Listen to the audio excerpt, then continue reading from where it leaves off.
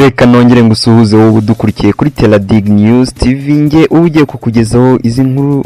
Amazina yanjye ni Redemptus Hirwa. Inkuru mwuzane na yindi mu minsi ishize nibwo mwumvishe inkuru yatangaje isi cyane. Iyo na yindi ni ya Perezida wa Leta Zunze Ubumwe za Amerika na mugenzi we wa Korea ya Ruguru Kim Jong Un, aho baje guhura. Umuhuro wabo wabaye uw'amateka. Rero uyu munsi rero twagukusanyirije byinshi ku mutwe w'ingabo wari urinze Perezida Donald Trump na Kim Jong Un ubwo bahuriraga mu gihugu cya Singapore. Mu kurinda rero umutekano wa Perezida wa Leta Zunze Ubumwe za Amerika na mugenzi we wa Korea ya Ruguru Kim Jong Un, igihugu cya Singapore cyaje kwitabaza inzirabwoba zo mu gihugu cya Nepal.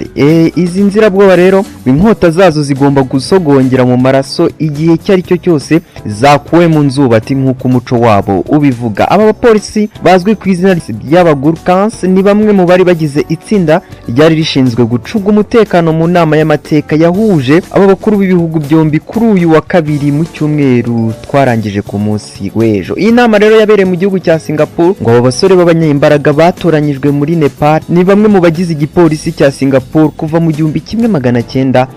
1949. Bivugwa yuko muri Singapore habarizwa abapolisi b'abagurkans 1800 bahoraho mu bikorwa bisaba umutekano ukomeye. Ku wa mbere w'icyumweru twarangije ku munsi w'ejo ngo abo bapolisi bari bamaze gutera amatako ahitwa St. Regis muri Singapore, aho Perezida wa Korea ya Ruguru Kim Jong Un yageze ku gicamunsi cyo ku cyumweru. Krishna Kumar Ale, umunyanepal wakoze muri iki gisirikare cy'Abongereza mu myaka 37 mbere y'uko ajya mu kiruhuko cy'izabukuru, asanga ari ishema rikomeye kuba abagurkans baragiriwe icyizere cyo gucunga umutekano mu nama nk'iyi ngiyi. Ati ni ishema rikomeye cyane kubona abagurkans baragiriwe icyizere cyo gucunga umutekano mu gikorwa nk'iki kidasanzwe, byerekana ko twebwe abagurkans twageze ku rwego rwo kwizerwa ku mutekano w'ibihugu nk'ibi bikomeye ku isi. Ibi kandi byanashimangiwe na Minisitiri wa Singapore ushinzwe amategeko n'ibikorwa by'imbere mu gihugu Shanmugam, wavuze ko imitegurire y'abashinzwe umutekano yagenze neza nubwo isa naho yakererewe gato. Izi ngabo zakomoye iri zina ku musozi wo muri Nepal witwa Gorkhan, zagiye zikoreshwa mu ntambara nyinshi zitandukanye kuva zaba abari bagize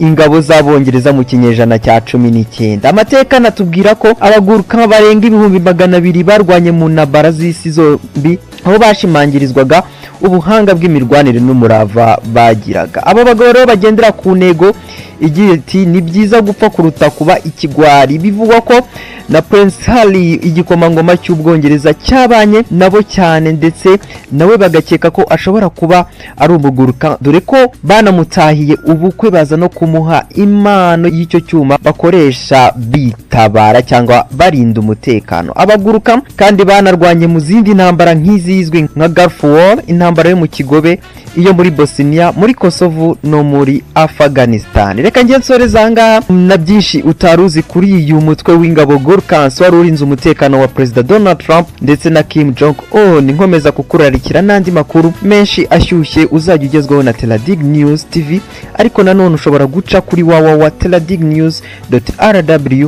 ugakomeza gusoma amakuru menshi meza kandi agezweho. Mukomeze mugire umunsi mwiza.